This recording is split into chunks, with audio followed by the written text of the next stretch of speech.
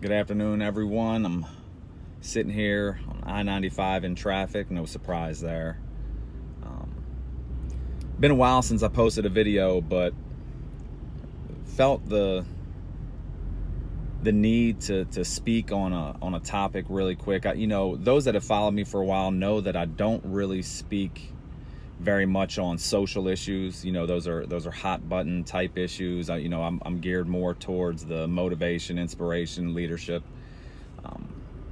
But as I'm sitting here driving, and I'm listening to the radio and it's sports talk. I love my sports, and they're bringing up a quote that an athlete recently made, and it just struck me, and it's something that I'd like to talk about, and if you bear with me, what you'll see is that it's not so much the quote as it is the communication that I want to pinpoint,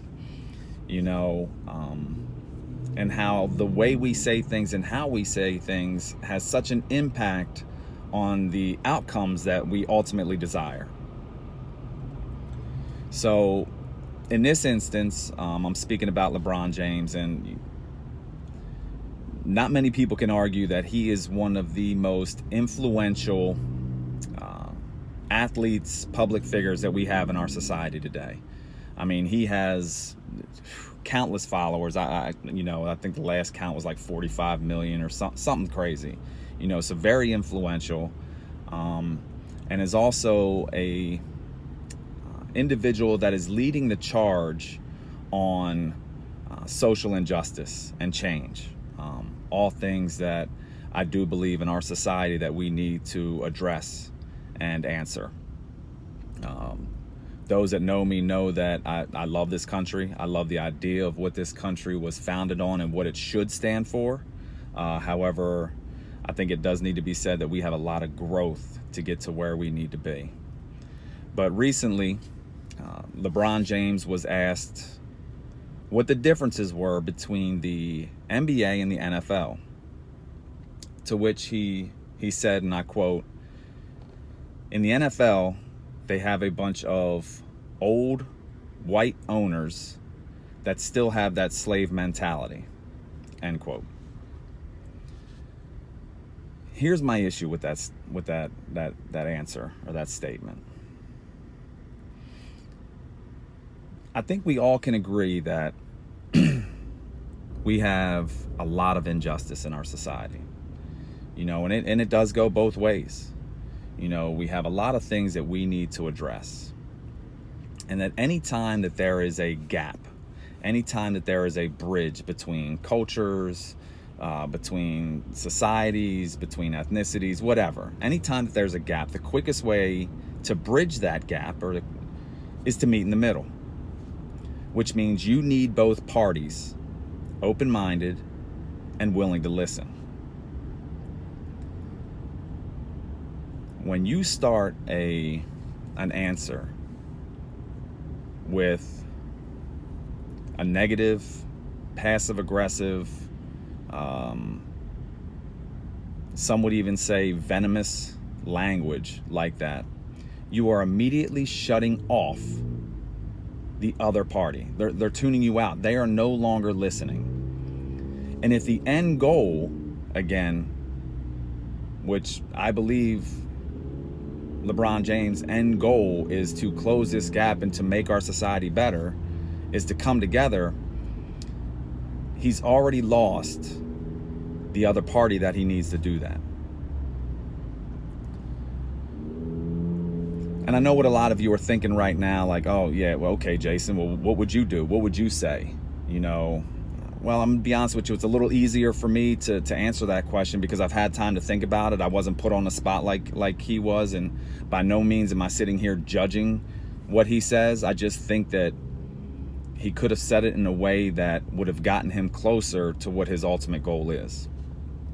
For example, he's posed that question, and instead of jumping straight in with some very negative viewpoints or some very, aggressive verbiage, if he would have said something along the lines of, I'm not really sure the NFL owners' mindsets, but there are a few owners that I'd like to point out. You know, owner A, owner B, and owner C. You know, these individuals, man, they're doing things right. They're listening to their players, they're championing causes, they're starting initiatives, they're being open-minded. They're really helping us further our cause to fix the social injustice that's going on in our country. And I really, really wish that other owners would follow suit, but because we would be a lot further in our quest to right some of the wrongs of this country, should they be that. Answering it like that does a multitude of things. Number one, it points out the positivity. It highlights the owners that are doing it right, that are championing these causes, that are remaining open-minded and coming to the table and seeing how they can help. It encourages them to do better. Number two, it challenges the other owners that aren't.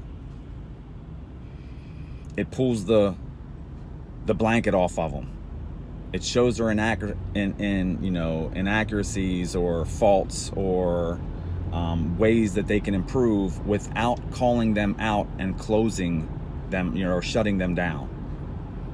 And three, it speaks positivity into our culture. Again, LeBron James has massive influence on society. What he says holds weight.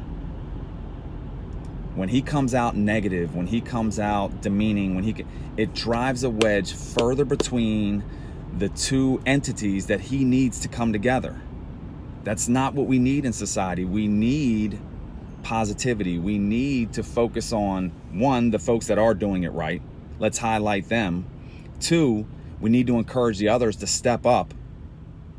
And three, let's just keep speaking that positivity. Let's keep bringing our society together. It's in that way that we can start to close this gap. I can tailor this to leaders and subordinates, to supervisors, to managers and employees. You can say this with a whole bunch of different entities in our society. The way we say things, my answer and LeBron's answer were exactly the same. They were just delivered in a different way. We said the same message, but it was delivered in a different way. I just wish we would focus more on actually trying to fix issues than spitting out the negativity to point out problems. I think it's then and only then that as a society we can start to come together.